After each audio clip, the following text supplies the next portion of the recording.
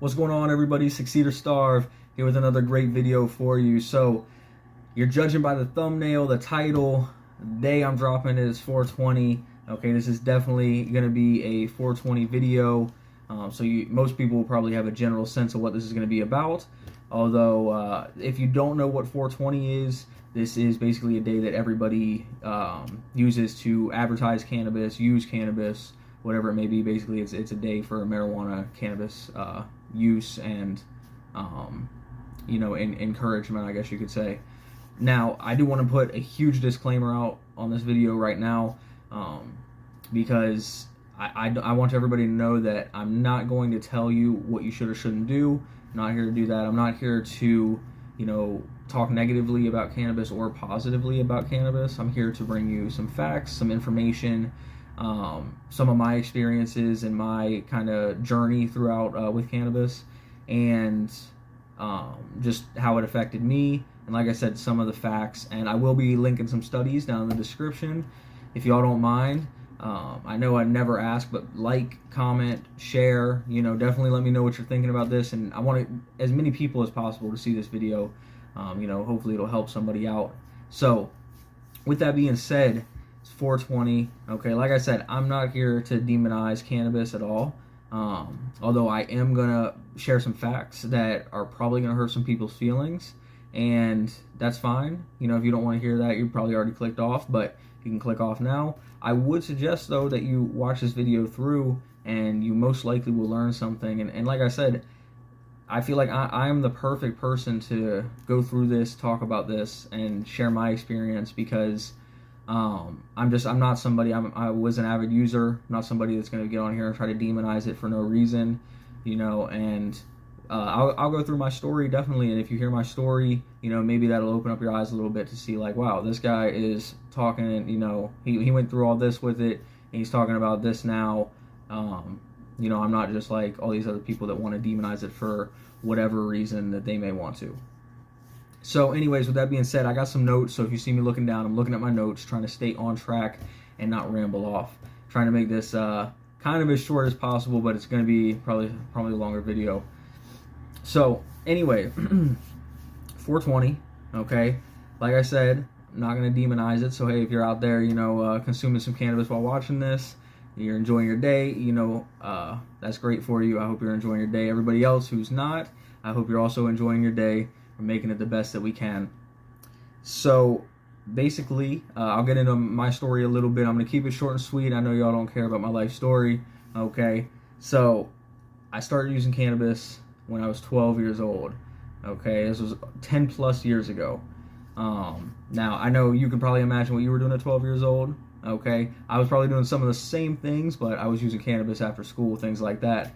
And so I say that because it's going to come up later when I share some experiences and some of the things that go along with some of these facts and these studies that I looked into and I'm going to be talking about. So I've been, ever since then, basically an avid heavy user, and I was actually more than a heavy user. What people would qualify in a scientific sense as a heavy user is somebody who uses one or more times per day, every day of the week, basically. So I was using multiple times a day, heavy amounts, multiple times per day, and that was every day. On my days off, that was like all day. So, and I know that may sound crazy to some people, but it was really like all day, multiple 4, 5, 8 times a day. So when I say I was a heavy user, I was an extremely heavy user. All right, so like I said, been over 10 years. Recently, as of about a year ago, I did quit cannabis. It was actually a little over a year now, and I'll get into that, why I did that, how I did that. Through that journey of quitting, I did see, a lot of YouTube videos. There's a lot of forums, a lot of people, expressing how difficult it was for them, some of the ways that they coped and helped to get off of cannabis.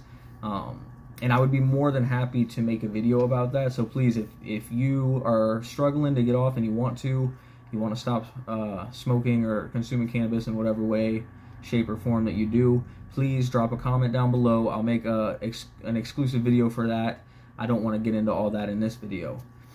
So, yeah, basically from the time I was 12 all the way up, I did have a few points where I would maybe not consume as much, but I was definitely consuming as much as I could, as often as I could, and any time that I could, and it was all through the forms of smoking for the most part. There was probably about the past 3 years is the only time that I still smoked, but I consumed it in other ways, such as vapes, edibles, tinctures, things like that.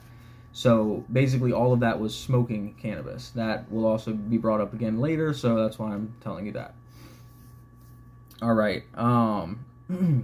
So with that being said, when I started this self-improvement journey, obviously there's a lot of aspects that I looked into. There's a lot of things that I wanted to change. There's a lot of things that I was trying to develop in myself, and throughout trying to learn new things, develop new skills and traits, and become such a better person, I was noticing it was really difficult for me to stay on task and achieve certain tasks. It was very difficult for me to do certain problem solving, things of that nature. So I looked into dopamine detoxing, and I know I'm not getting off track, I promise. But I looked into dopamine detoxing, okay?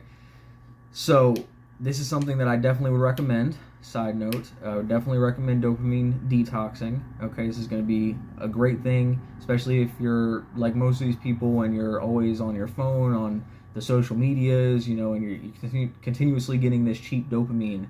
You're eating unhealthy foods, that's giving you dopamine. Smoking cannabis is giving you dopamine. And really any substance that you're going to consume like that is going to give you a dopamine hit. So I started to dopamine fast, along with, changing my diet, which is obviously a form of dopamine fasting, and cut off social media and, video games and all those types of things. So I did that, and I did pretty well with that. I did, I basically cut out everything that was going to give me short-term, cheap dopamine. And I still noticed, while it did slightly improve, I was still having these issues. I was still having these problems, and the main thing would be, like I said, problem solving. Memory was a huge one that I would continuously notice, because people would tell me, oh, you don't remember me telling you that? And I'd be like, no, I don't remember it at all. So memory was a huge one. Problem solving. Focus was a big one, and I knew that I didn't have any sort of, mental health issue, such as like ADHD or something like that. I knew that I didn't have that, and I thought once again that it was this dopamine issue, because I couldn't focus on one thing. Oh, my dopamine, I want something that's going to give me dopamine. So working on, say, programming is something I was looking into. Working on programming is not going to give me any dopamine. It's one of those things you work on for a long time before you can even be successful at it. So I thought that's what it was dopamine. I did the dopamine fast, and I was still having these issues. Okay, so that's when I started kind of looking towards cannabis. I've heard people, podcasts that I was listening to, and people talk before, obviously, about negatives of cannabis. And just like everybody else, I was... basically I would get my feelings hurt, and I would, oh no, cannabis, it's not addictive, it doesn't do any of this. It may cause a little bit of memory loss, but it's not a big deal. All the positives outweigh the negatives. You hear all this stuff, and that's why I'm not going to go too far into all these positives that people talk about. I will go into some positives that are actually true, and some of those are true. I believe that in some certain situations the positives can outweigh the negatives. But once again, we'll get into that. But basically, I was listening to podcasts, listening to things like that, and I would hear people talk about that. And I started to basically dig a little deeper into cannabis, and not just the positives, not these false positives is what I'm going to call them, that a lot of people will, talk about. And I started digging into it and finding out that there's a lot of negatives that are proven, scientifically proven, that people have known about. And, I started looking at these high highly successful people, these very motivated, very work-driven people, and none of them use cannabis.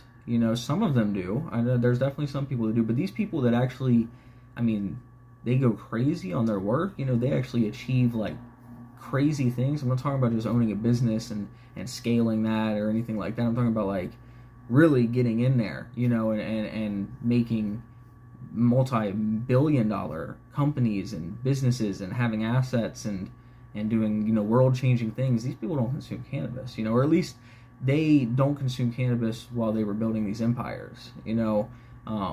Maybe afterwards, when they're settling down a little bit, they might, of course.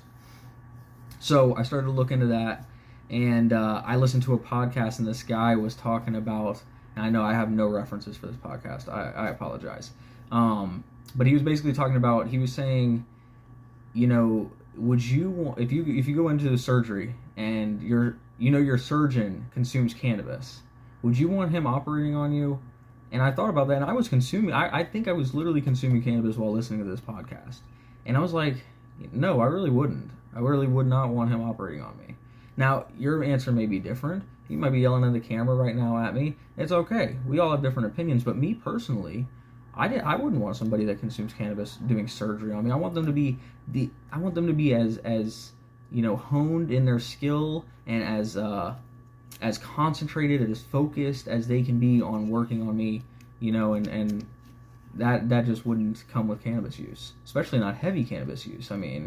Let's be real here.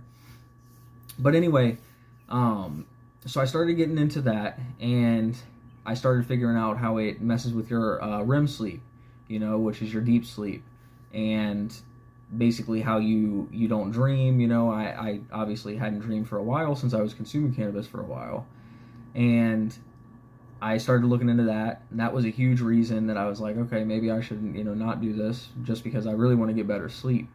That was a big reason for me.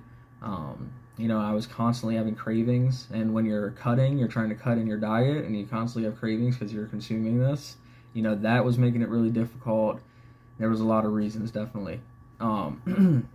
So, basically, after a lot of research, I did end up making the jump to quit. I will say that the first few times, I tried to quit a lot of times. First few times, it was definitely very difficult. As much as I was somebody who would argue and say that there's no addictive properties of cannabis, that it's all in your head, I physically got sick when I would try to quit. I couldn't eat, I couldn't sleep, I was anxious all the time, and I was so trapped in this thought process of, oh, it's not the cannabis. I literally thought that I was sick. I was like, no. I was like, it must have lined up perfectly where I actually got a bug, like the flu or something, right when I tried to stop cannabis. Okay, we'll do it again. And then I was sick again. And I was like, okay, well, this didn't happen twice. Now, I will say, the last time that when I finally quit, I didn't get sick at all. And this wasn't... this wasn't by coincidence, I will say that. And like I said, I don't want to get too much into how I quit and all these things. I don't want to make this video any longer than it already is. But the last time when I finally did quit, it was super easy, it was simple, and it's really all just mind over matter. That's what I'm going to say, so I'm going to leave it at. If you want more, put a comment. I'll make a video all about how I quit and things you can do to help and all of that, okay? Alright, so let's get into the controversial part of the video here, the negative side effects of cannabis, okay? I'm going to be reading from my notes.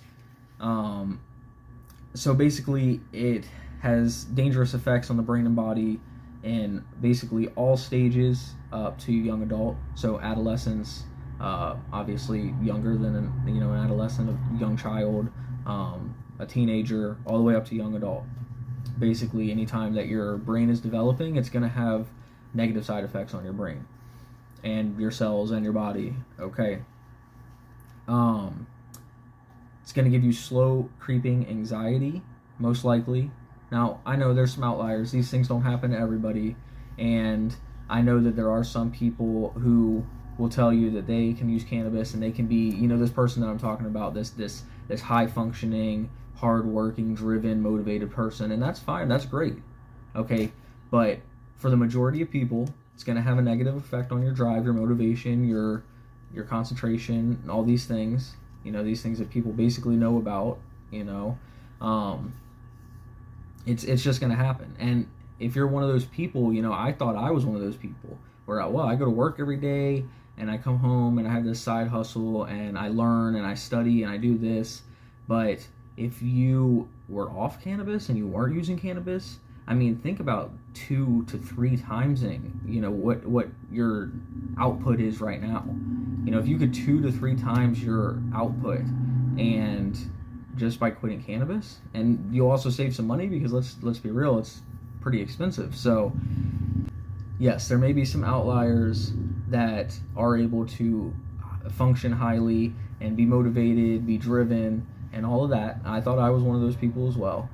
But let's be real. If you quit cannabis, you could 2 to 3 times whatever, output and the work output, the motivation that you have, your energy levels, all of these things. So while you may be doing pretty well while using cannabis, you could do even better without cannabis. Like I said, these are things that I believe. A lot of it is backed up scientifically, but I'm not here to argue with anybody. I'm not going to say that, you're wrong if you believe something. These are things that I believe. Slow creeping anxiety and depression brought on by cannabis use. Okay, this is something that I definitely noticed. I did have anxiety before, always had some pretty bad anxiety, but while I consumed cannabis, it was always really bad. And my depression as well, and it would come in stages and waves, and I thought that using cannabis would stop it, because at first it seemed like it did, but it overall made it so much worse. It really did. And it's that slow, gradual, like I said, the creeping of anxiety and depression. Because while you may have anxiety and depression, you use cannabis to put a stop to that. You're only burying it, so to say. You're just burying it, and then it ends up coming back worse and worse every time that you're not using cannabis, which leads to that cycle where you're using cannabis all the time, and eventually it gets to the point where you use cannabis and you still feel like that. But ever since that I quit cannabis, my anxiety and depression has been completely eliminated. Completely. And that's the bad part. There's so many people that use cannabis from a young age. They start and they don't stop. And that's the thing, when you're at a young age, you haven't even developed yet. You may be depressed and feel anxiety, but you haven't even developed yet. You're going through school, you're probably going through puberty around that age, where most people start. You're going through, once again, school, super stressful. You have all this stuff going on, not to mention whatever your home life may be like. But you have all this stuff going on, and you haven't even developed into the person that you are. So it's like you using these crutches is only gonna hurt you, and you're not gonna be able to see what you can actually handle. You're not gonna be able to see what type of person you actually are. Now, once again, as I said, there's always some positives to things like cannabis. If you say you were to not use it at all, and you grew up and you were 30 years old and had terrible anxiety and depression, then maybe cannabis is good for you. Maybe the positive does outweigh the negative then. But for somebody like me, and I know a lot of other people that start when they're super young and they continuously just don't stop, if I would have never stopped, I would have still been in that mindset thinking that this is good for me, that this is helping my anxiety and depression, this helps me sleep at night, that this helps me, get through the day. And that's why I'm so glad that I stopped, because now I realize that I do so much better without cannabis, and I never needed it to begin with. So, once again, these facts that I'm reading right here are going to be backed up by some scientific studies. I'm going to link those, okay? And I'm just trying to kind of give my perspective on them, what I believe, and my experience, and how it affected me. So, it has time-released effects on development of psychosis and other types of major psychiatric disorders later in life. Now, I'm only 25, so I haven't seen any of this. I really can't speak too much on this. Like I said, I have no experience with it. I definitely have seen a lot of people who have, chronically used cannabis, and they do have issues later in life. But then again, most people who chronically use cannabis also, don't eat healthy and chronically abuse other substances and don't take care of themselves. So, I can't really speak too much on this. Like I said, there are going to be some studies linked. You can check this out. This is from a study, but I wanted to put it out there so that you can know about that. All right. The slowing of speech, alteration in speech, and how they use language with chronic use. So that I definitely have seen before. I've seen it in myself, and you kind of know that the stereotype of people when they smoke, they're real slow. They're, hey man, what's going on? It's literally the stereotype. So that's the study actually talks about how it affects people, how they talk, how they use their language, how their speech is, and things of that nature. So that's another point I wanted to touch on. Heightened anxiety, disrupted mood, and disrupted brain state. Once again, I can definitely speak on that. My anxiety, I always thought I had bad anxiety. I got to the point where I almost went and, was looking for medical help and other ways to deal with my anxiety, other than cannabis, through substance. So, obviously prescribed substance. But, that's how bad my anxiety was at a point. And once again, I didn't realize that I thought cannabis was helping it. I didn't once think, oh, cannabis is actually heightening my anxiety, although it truly was. Like I said, once I quit cannabis, my anxiety, of course I still have some, but it's nothing like it was before. This is like regular anxiety, it's not like I thought I had some problem, and disrupted mood, definitely 100%. Because when you're using cannabis, at least in my experience, when you're using it, you feel great. But when you don't use it, it's almost like you have that longing for that feeling, And you've probably heard plenty of people that do use cannabis, and they're talking, oh, I just need to go smoke. I need to, I need to get high, whatever, so I can get back to, my baseline. All right, and disrupted brain state. That's one of the biggest things that I want to hit on in this video is how cannabis makes you think. I wonder if my next point is not the thinning of the prefrontal cortex, but while we're here, I just want to start talking about this. So basically, another one of the studies shows that the prefrontal cortex thins from heavy cannabis use, chronic cannabis use, okay? The prefrontal cortex, as you can imagine, is here, right behind your forehead and your brain, basically, and it has to do with problem solving, reasoning, comprehension, perseverance, thoughts, actions, emotions. It regulates all these things. Okay, and basically, to put that in more broad terms, from what I believe, is it's basically your problem solving, your thinking. How you act, how you solve issues. Learning, studying, your focus, all this stuff that I was talking about with the dopamine fasting, all these things are your prefrontal cortex. So with your prefrontal cortex thinning, obviously that's leading to less of all of these things, problem solving, reasoning, thoughts, perseverance, comprehension. I want to throw in motivation and action and emotion and all of these things. Definitely not making you smarter, okay? And this is scientifically proven that this is what's happening. Now, I want to add here that I have looked into strengthening and rebuilding your prefrontal cortex. There are trainings and puzzles and things like that I've been doing to try to strengthen that, especially because you actually you get the most damage to your prefrontal cortex when you smoke as an adolescent.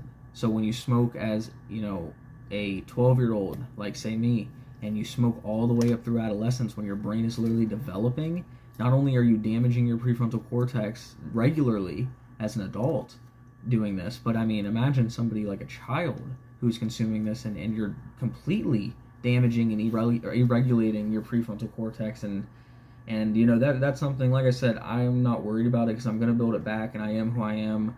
Whatever happened. But I always think, what type of person would I be? What type of mindset would I have? And the drive, the work, all that I could put in if I didn't consume cannabis all those years.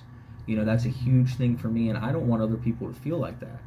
I don't want other people to realize this when it's too late. Me, I was 24, 23 when I realized this. I was basically, yeah, I can do stuff now to fix it, but you can only play catch up so much. So that's why I'm so passionate about telling people, that this research and sharing this knowledge, because if you can, change it now, then you'd be so much better off if you can change it now.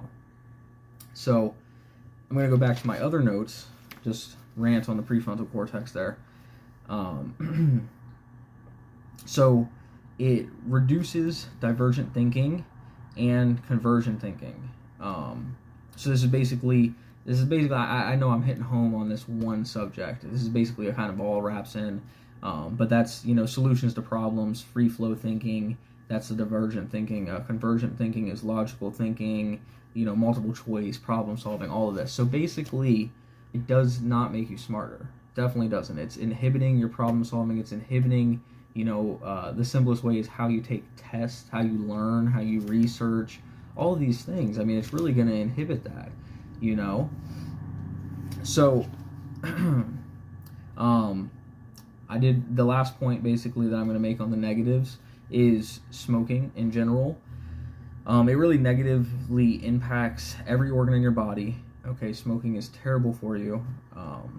And I'm not even going to say I believe that. Okay, this is true. Smoking is terrible for you. Okay, it negatively impacts every organ, every tissue system, by damaging endothelial cells, and this includes vaping.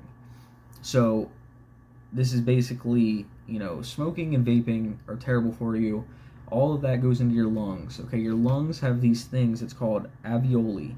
Okay, they're tiny air sacs that, they allow for rapid gaseous exchange. So anything that you put into your lungs, obviously you need to be able to breathe and absorb air very efficiently. So anything else that you breathe into your lungs is going to be absorbed very efficiently with that air.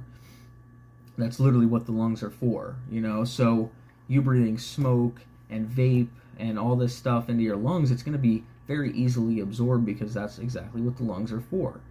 Okay? So don't smoke, don't vape. I know I said I wasn't going to tell you what to do. That I will tell you. Don't smoke and don't vape. It's not, I know we're talking about cannabis, but whether it be cannabis, whether it be, cigarettes or tobacco of any form, really cigars, anything like that, just don't do it. It's really not worth it. And now I want to get to, here, what this is a part that probably most people have been excited for. The pros, okay? I'm not going to go into a lot of them because, once again, you can go find hundreds of videos and hundreds of people that will tell you all the pros about cannabis. Most of them are probably over-exaggerated, but I will tell you that, from what I believe, there are pros to creativity. I think actually there is going to be there's going to be a study linked in the description for the creativity part of this. So if you don't know about Rick Simpson oil, I would definitely check that out. Rick Simpson is basically a guy who used a cannabis extract oil to help him cure cancer. I don't know if it's really proven that did cure the cancer, but it is a pretty crazy story, and I would say to go look into that. I know a lot of people firsthand working in the dispensary that they did come in with cancer in various stages. They took Rick Simpson oil and they said that it works wonders for them. So I will say that, once again, while this is what I believe, I do think that it has some impact on that. Of course, you've heard about glaucoma and probably seen some studies about that. Nothing too for sure. I'm not going to link anything, but I definitely believe it could have some positives for that as well. It can help hunger, pain relief, and there's going to be a study about increased libido that cannabis actually can help in some people. So those are just some of the pros that I listed on here. Like I said, I'm not anti-cannabis at all. I went through half my life smoking cannabis. I'm not anti-cannabis at all, but I do want to express and make known all of these negatives that it has, because it's not all positive. And I would argue with people. I would argue with you for 2 days, about just how you're wrong, that it's negative and that it's not positive, So that's what I'm trying to say. From somebody who really was an avid user, I still work for a cannabis company. I worked for a dispensary for 3+ years. Like I said, I have a lot of friends that consume cannabis. I know a lot of people that consume cannabis, and I'm not saying that they're bad in any way, shape, or form. I'm not saying that they're, wrong for doing that. I'm definitely not against it at all. But I do think that you should consider waiting to use it until, you've already succeeded. That's what this is all about. Succeed or starve, I don't want y'all to starve. So using cannabis, it leads you a little more to that starving end. If you can go and succeed, then use all the cannabis you want. I'm not going to say I'm never going to use cannabis again. I know 100% I'm going to use cannabis again, but that's going to be after I've done all I can do, after I've put all my effort into my work, and after I've made something really substantial in my life. Now, when I'm get to a later time in retirement, of course, why wouldn't I use cannabis? If I've already built everything, I'm just enjoying my life, yeah, we'll use cannabis. I'm not going to be chronic like I was. I'm not going to chronically use it multiple times a day, Yeah, I'm not going to do that ever again. But definitely, I think that there's, exceptions to the rule where maybe the positives can outweigh the negatives. I don't think that there's any reason, a young adolescent should use it. Once again, there's always outliers. There's some people may have really bad health conditions where, once again, the positives outweigh the negatives. But for an average child, an average kid, an average teenager, you shouldn't be using cannabis, For a young adult who's trying to make it somewhere in life, who's on the team with me, we're trying to succeed, I don't believe you should be using cannabis. I believe you can put your time, effort, and money into such better things, And with that being said, let me see if I have some more notes on here. Okay. How I quit, I'm going to make a video about that if y'all ask for it in the comments. But basically, like I said, it's all mind over matter. I'll touch on it really quickly for anybody who watched this all the way to the end. If you are, enjoying this, and you do want to know how to quit, it's really mind over matter. I tried to quit multiple times, and the last time I put my foot down with myself, I told myself that there was no going back. I stopped, I shut off that little voice in my head, and I made it happen. That's basically it. I made it happen. So, with that being said, I do want to refer everyone to a Huberman Lab. So that's Huberman Lab. Andrew Huberman is the host of that podcast. It's called the Huberman Lab podcast. He did an episode about cannabis where I basically heard about a lot of this information that I'm listing off here, a lot of the studies. He goes into way more detail and can surely speak better than I can. So I would suggest you go watch that. I'm an avid listener of that podcast because he talks about a lot of things, health related, and I really enjoy his content. And like I said, if you type in that on Spotify or wherever, YouTube, and you type in cannabis with it, it'll pop up with that episode. Like I said, it'll be a lot of the similar stuff that I talked about, not including experience, with my life, obviously, but a lot of the studies and things like that, I heard from that podcast, and I think it was really well done the way he did it. So, with that being said, I definitely would like to hear from everybody. Yeah, I'd really like to hear from everybody.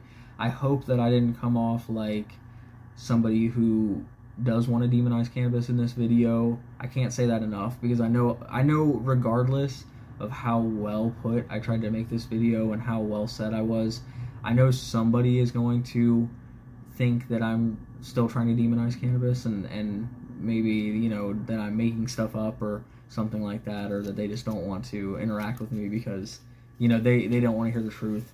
And I'm accepting of that, okay? But yeah, if anybody needs me, my DMs are open. You know, you can hit the link tree and hit me on Instagram or hit me on any of the socials, and my DMs are open. I'm more than willing to help talk with people about how they can get off this substance and really change their lives. All right, y'all. Succeed or starve. The choice is yours.